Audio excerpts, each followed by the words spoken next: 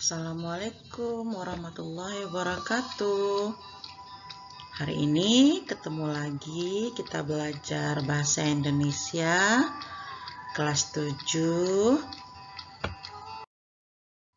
yaitu teks cerita fantasi bersama Ibu Herlina SPD, guru SMPN 9 Batin Solapan. Nah, materi yang akan kita pelajari yang pertama adalah 1. Pengertian teks cerita fantasi. Yang kedua, ciri umum teks cerita fantasi. Yang ketiga, jenis-jenis teks cerita fantasi. Yang keempat, menentukan unsur intrinsik cerita fantasi. Kita lihat lagi satu-satu ya, Nak. Pengertian cerita fantasi adalah teks yang menceritakan sebuah peristiwa atau kejadian imajinatif dengan tujuan menghibur pembaca. Nah, itu pengertiannya. Kita lihat lagi ciri umum teks cerita fantasi. Yang pertama adalah ada keajaiban, keanehan, atau kemisteriusan. Kemudian ada ide cerita. Kemudian menggunakan latar. Lalu ada tokoh unik. Ada bahasa dan bersifat fiksi.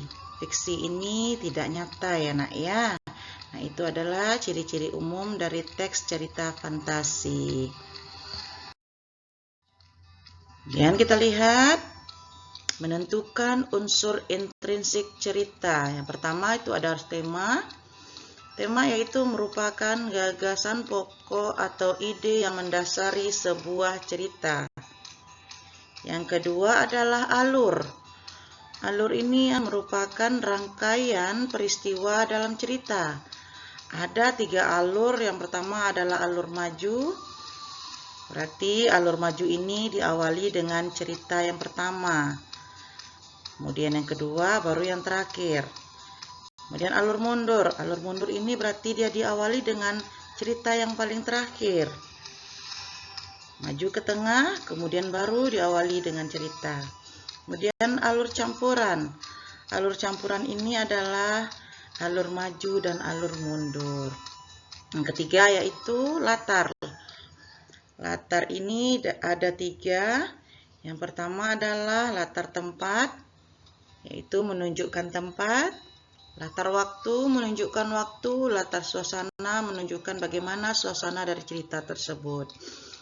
Yang keempat adalah tokoh dan penokohnya. Tokoh adalah pelaku dalam cerita. Yang kedua yaitu penokohan adalah penggambaran watak tokoh. Bagaimana watak dari tokoh yang diceritakan tersebut. Yang kelima adalah amanat. Amanat ini merupakan pesan yang disampaikan melalui cerita. Yang keenam, sudut pandang. Sudut pandang ini juga ada 2 yang sering digunakan dalam cerita ini. Yang pertama adalah sudut pandang orang pertama, yaitu aku, saya, kami, kita. Kemudian sudut pandang orang ketiga yaitu dia, mereka. Nah, itu adalah menentukan unsur intrinsik cerita. Gampang bukan anak-anak? Nah, ini ada tugas untuk anak-anak Ibu. Carilah suatu cerita fantasi, kemudian buatlah unsur intrinsik dari cerita tersebut. Seperti apa tema dari cerita anak-anak Ibu itu. Kemudian anak-anak Ibu buat siapa tokoh protagonisnya. Kemudian siapa tokoh antagonisnya. Latarnya di mana? Alur ceritanya seperti apa?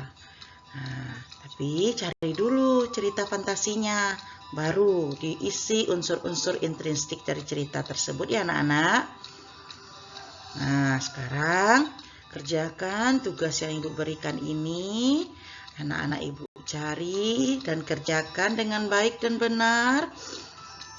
Nanti bisa Ibu periksa apakah tugas anak-anak Ibu ini sudah betul atau tidak. Terima kasih telah menonton video ini dan mengerjakan tugasnya sampai selesai. Sampai jumpa lagi. Assalamualaikum warahmatullahi wabarakatuh. Selamat belajar.